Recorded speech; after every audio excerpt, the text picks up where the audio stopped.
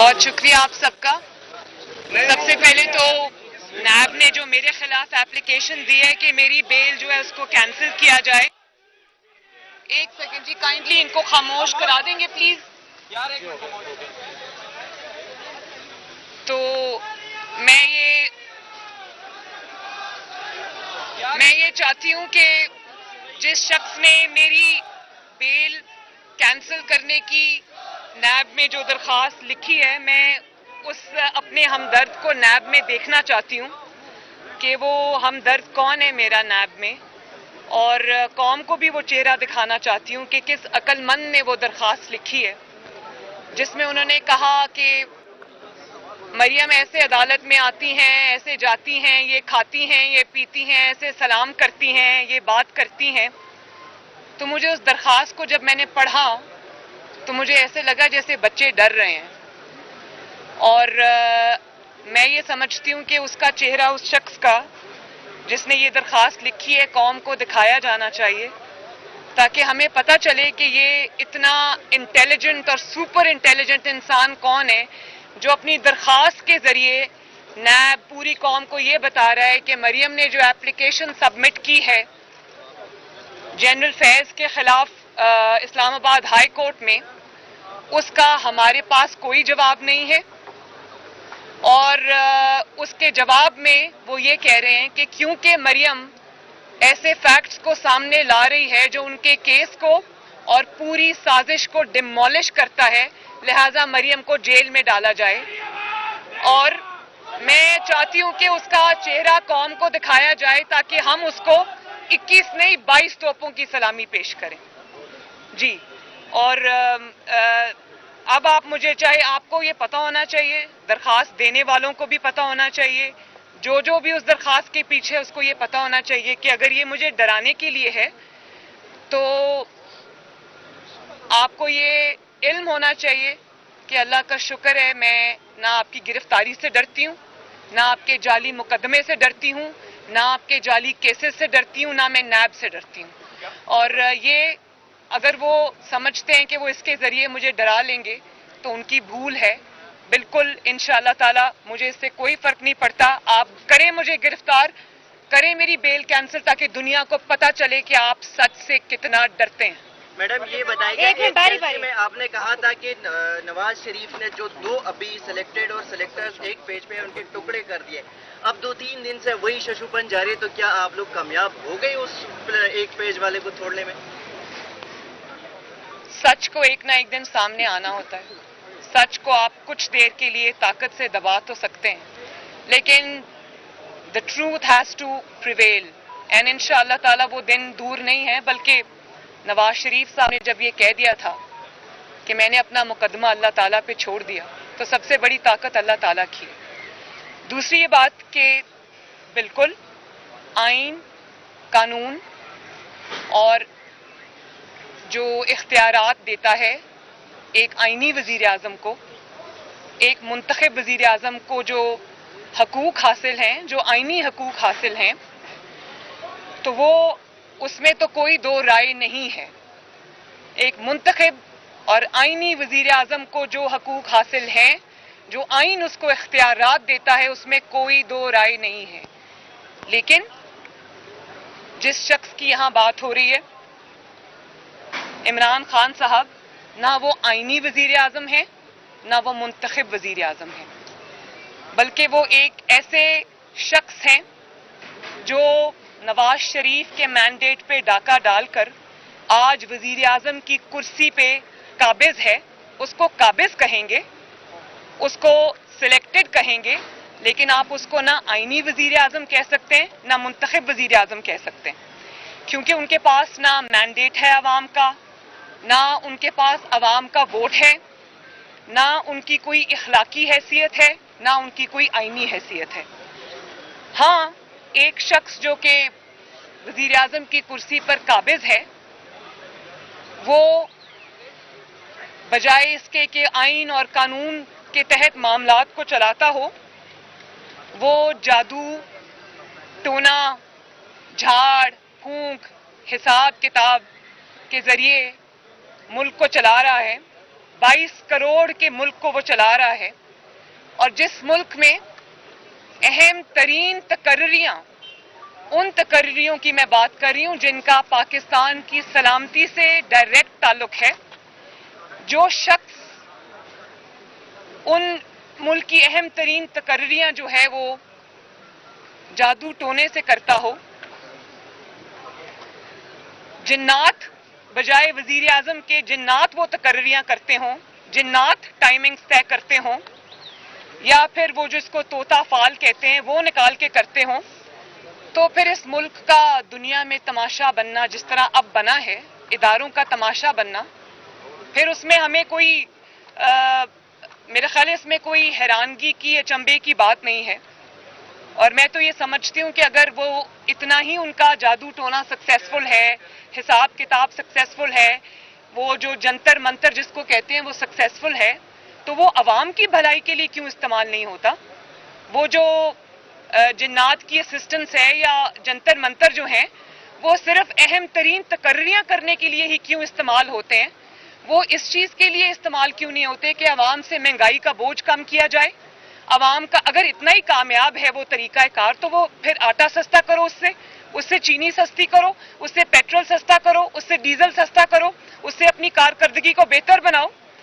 तो बात यह है कि ये ना अपने आईनी इख्तियारात के इस्तेमाल का मसला है, ना ये वजीर आजम के इख्तियारात के इस्तेमाल का मसला है, ना ये किसी जमहूरियत का मसला है, ना किसी जमहूरी असूल का मसला है, ना ही ये कोई आईनी किरदार का मसला है। ये अपनी ज़ात को और अपनी हुकूमत को चंद दिन और मोहलत देने का नुस्खा है। समझ नहीं आ रही, पूरी कौम को समझ नहीं आ रही कि आपने पूरे मुल्क को एट अ ग्राइंडिंग हॉल्ट आप ले आए हैं। पूरा मुल्क इस वक्त बंद है, इदारों का, मुल्क का तमाशा बन चुका है, सिर्फ इसलिए कि एक शख्स को आपने रिटेन करना है, क्योंकि वो आपकी हुकूमत चलाता है, वो आपके अपोनेंट्स को के लिए अखाड़ पछाड़ करता है। तो समझ नहीं आ रही कि ऐसा क्या मामला दरपेश आ गया? क्या कौम को आपने बेवकूफ़ समझ रखा है? आप समझते हैं कि आपकी इन हरकत और सकनात का कौम को इल्म नहीं है कि इसके पीछे बात क्या है। और जब आप ये कहते हैं कि हम कल पढ़ रहे थे कि वजीर आजम का आईनी हक होता है, इख्तियार होता है, आज आपको वोट को इज्जत दो याद आ गई है, तो मैं आपको ये बता दूं कि आपको नवाज शरीफ बनने की कोशिश भी नहीं करनी चाहिए। नवाज शरीफ जब वोट को इज्जत दो का नारा लेकर मैदान में आया था, तो वो मुंतखब वजीर आजम था, वो आईनी वजीर आजम था, वो अवाम के वोट से आया था, वो एक बहुत लंबी जिद्दोजहद तय करके आया था, उसकी एक बहुत बड़ी आईनी स्ट्रगल थी जो उसकी ज़ात के लिए नहीं थी, उसकी ज़ात की उसने कुर्बानी दी, उसने अपनी हुकूमतों की कुर्बानी दी, लेकिन आइन के लिए, पाकिस्तान के अवाम के लिए और वजीर आजम के ऑफिस की इज्जत के लिए उसने अपनी हुकूमतें कुर्बान कर दी। और उस तरह की जो स्टेटस है वो अचीव करने के लिए, वोट को इज्जत दो का नारा लगाने के लिए आपको जेलें बर्दाश्त करनी पड़ती हैं। आपको मैं डिक्टेशन नहीं लूंगा कहना पड़ता है और फिर उस पर कायम रहना पड़ता है। आपको अटक किले में जाना पड़ता है, आपको जिला वतनी बर्दाश्त करनी पड़ती है, आपको झूठे केसेस बर्दाश्त करने पड़ते हैं, आपको झूठी सजाएं बर्दाश्त करनी पड़ती हैं, आपको जेलों में जाना पड़ता है, आपको ह्यूमिलिएशन बर्दाश्त करनी पड़ती है, आपको अपनी बेटी को जेल में जाता हुआ, किसी बेगुनाह बेटी को जाता हुआ देखना पड़ता है। तो आप इमरान खान साहब से मैं ये पूछना चाहती हूँ कि उनकी सियासी पहचान क्या है, उनका सियासी तशख्खुस क्या है? उनका सियासी तशख्खुस और उनकी सियासी पहचान और उनका सियासी तारुफ जो है वो है मुंतखब हुकूमत के खिलाफ साजिश करना, मुंतखब हुकूमत और मुंतखब वजीर आजम के ऑफिस के बाहर 124 कितने दिन 120 दिन का धरना देना, 126 दिन का धरना देना और कहना कि वजीर आजम को मैं गले से घसीट कर निकालूंगा, और लोगों को ये बताना कि एम्पायर की उंगली उठने वाली है, और उसके बाद नवाज शरीफ के मैंडेट को छीनना और उस पर काबिज हो जाना अवाम के इख्तियार के ऊपर, वोट की हुर्मत को पांव के नीचे कुचल के आना, عوام کے ووٹ کی پرچی کو پاؤں کے نیچے کچل کے آنا, سازش کرنا آپ کی تو پہچان یہ ہے. تو آپ کا اصول سے, آپ کا جمہوریت سے, جمہوری جد و جہد سے, ایک آئینی وزیر اعظم کے اختیارات سے, اس کی عزت سے آپ کا کوئی لینا دینا نہیں ہے, آپ کا کوئی واسطہ نہیں ہے. تو نواز شریف بننے کی تو کوشش بھی نہ کرنا, اور شیر کی کھال پہننے سے کوئی شیر نہیں بن جاتا. ایک سیکنڈ, اور پھر آپ کہنا چاہتے ہیں یہ تو بات یہ ہے کہ آپ کی جو پوری سیاسی جد و جہد ہے پچھلے 8-10 سال کی, وہ جمہوریت کے خلاف سازش سے عبارت ہے. اور اگر آپ یہ سمجھتے کہ آج آپ بدترین نالائکی, نااہلی, کرپشن سکینڈلز کے بعد اگر آپ کو یہ اپنی فیس سیونگ نظر آ رہی ہے کہ آپ اس میں سیاسی شہید بن جائیں گے, تو یہ نہ ہوگا انشاءاللہ تعالی. نہ عوام یہ ہونے دے گی, نہ ہم یہ ہونے دیں گے. آپ کو عوام کے اوپر آپ نے پچھلے 4 سال میں جو مظالم ڈھائے ہیں, آپ کو اس کا جواب دینا پڑے گا. آپ کو عوام کے ووٹ کو کچلنے کا جواب دینا پڑے گا. آپ کو اپنی سازشوں کا جواب دینا پڑے گا. آپ کو اتنے بڑے بڑے نالائکی کے, نااہلی کے, کرپشن کے سکینڈلز کا جواب دینا پڑے گا. آپ کو پاکستان کو تاریخی قرضوں کے بوجھ کے نیچے دبانے کا جواب دینا پڑے گا. آپ کو ان تاریخی قرضوں کے باوجود پاکستان میں ایک اینٹ, ایک پروجیکٹ نہ لگانے کا جواب دینا پڑے گا. آپ کو پاکستان میں 22 کروڑ عوام کے اوپر مہنگائی, لاقانونیت کا عذاب لانے کا جواب آپ کو دینا پڑے گا. آپ کو جواب دینا پڑے گا کہ اس وقت اس ملک میں حکومت نام کی کوئی چیز نہیں ہے. آپ کو پوری دنیا میں پاکستان کو رسوا کرنے کا, بدنام کرنے کا جواب آپ کو دینا پڑے گا. اس کے ذمہ دار آپ ہیں. اور نواز شریف صاحب جب عوام کی خاطر ووٹ کو عزت دو کا نعرہ لگا کر پاکستان میں نکلے تھے, اب عوام کے اندر نکلے تھے, تو ان کے نعرے کو پذیرائی اس لیے ملی تھی کہ ان کے پیچھے ایک سٹرگل تھی اور کارکردگی تھی جس میں 5.8 پہ گروتھ تھی. دنیا میں پاکستان کا نام ہو رہا تھا, سی پیک آ رہا تھا, ملک ترقی کر رہا تھا. تو آپ کے پاس تو یہ سب نہیں ہے. اور اگر آپ اس بدترین کارکردگی کو چھپانے کے لیے اس وقت کوئی ایسا نعرہ نواز شریف کی تقلید میں لگانا چاہتے ہیں تو آئی ایم سوری, یہ اب نہیں چلے گا انشاءاللہ. متی اللہ صاحب ایک منٹ, متی اللہ ایک سیکنڈ, ایسے نہیں.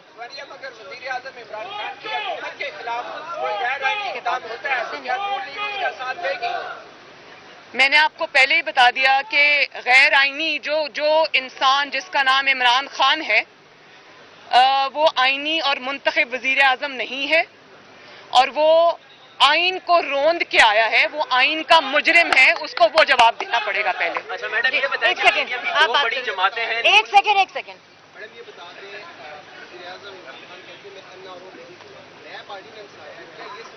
میں متی اللہ جان صاحب آپ کی بات میں تھوڑا ایڈ بھی کرنا چاہوں گی کہ نہ صرف یہ کہ مسلم لیگ نون کی جو جد و جہد رہی ہے وہ عمران خان جیسے شخص کے خلاف ہے, بلکہ اب مسلم لیگ نون عوام کے ساتھ مل کے یہ جد و جہد کرنا چاہتی ہے کہ آئندہ کوئی شخص بھی عمران خان کی طرح مہرہ بن کر سامنے نہ آئے, اور اس قسم کی ڈیموکریسی سے, جس کو ڈیموکریسی کا چہرہ بتایا جاتا ہے, اس سے عوام کو ہمیشہ کے لیے نجات ملے.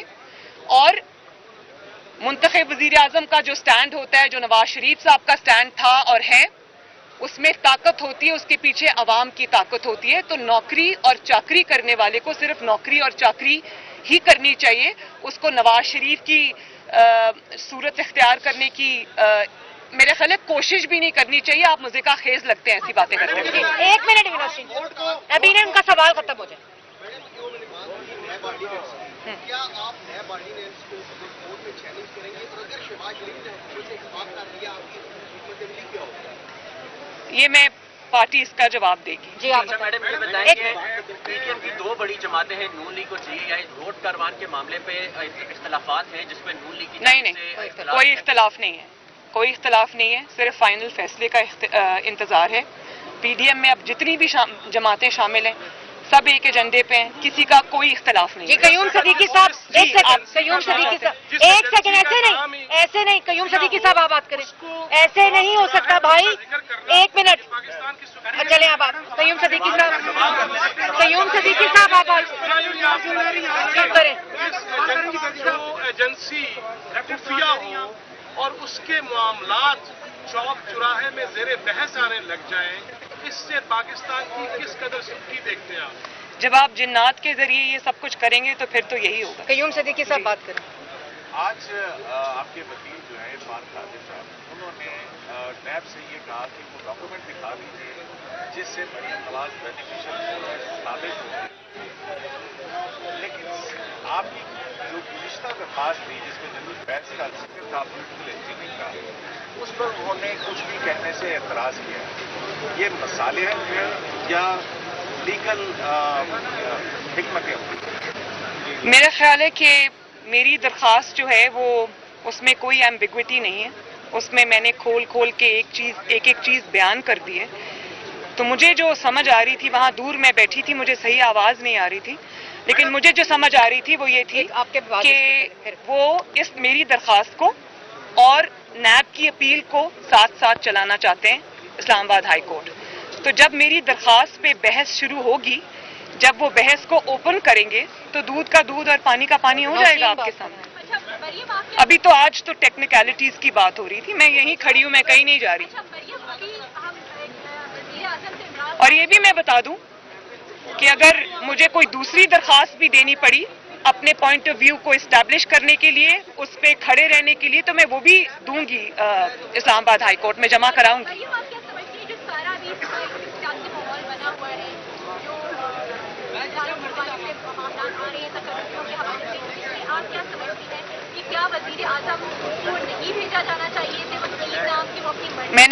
मैंने आपको इसका जवाब दे दिया है नौशीन, मैंने आपको दे दिया है कि ये अगर अपने आप को हुकूमत अपनी बचाने के लिए हो रहा है और अगर आपकी टाइमिंग ऊपर नीचे हो रही है क्योंकि जिन्नात कुछ कह रहे हैं और आपका हिसाब किताब कुछ कह रहा है, तो ऐसे लोगों पे समझ नहीं आती कि इंसान हंसे या रोए कि ये कोई छोटा मुल्क नहीं है, ये 22 करोड़ अवाम का मुल्क है और 22 करोड़ अवाम की किस्मत का फैसला इस मुल्क के अंदर जो सबसे ज्यादा वाइटल और इम्पोर्टेंट फैसले हैं, अगर वो इस किस्म के तरीकों से होंगे तो इस मुल्क का अल्लाह हाफिज है। और वो इज्जत तो कि आप बात कर रही हैं, एक हफ्ते से एक अहम अदारे की सरबराही का जो मामला है वो अटका हुआ है, इस पर आप इमरान खान के मौक़िफ़ की हिमायत करेंगे? चलो मैंने जो बात करनी थी मैंने कर दी। आप बात करें। आपने जो बात की पॉलिटिकल इंजीनियरिंग की 2016 में हुई, आप 5 साल बाद उस मामले को हाई कोर्ट में लेके आइए। मैडम 5 साल के इंतजार आपने किए। आपकी तो इन्फॉर्मेशन बिल्कुल गलत है, मैडम आपने सॉरी, आपकी इन्फॉर्मेशन गलत है। ये जो वाकया हुआ था जिसको मैंने अपनी दरखास्त में कोट किया है, ये 2018 की बात है। 2018 जी नहीं, ये मेरे केस से मुताल्लिक है। इलेक्शन में जो हुआ वो पूरे कौम के सामने है।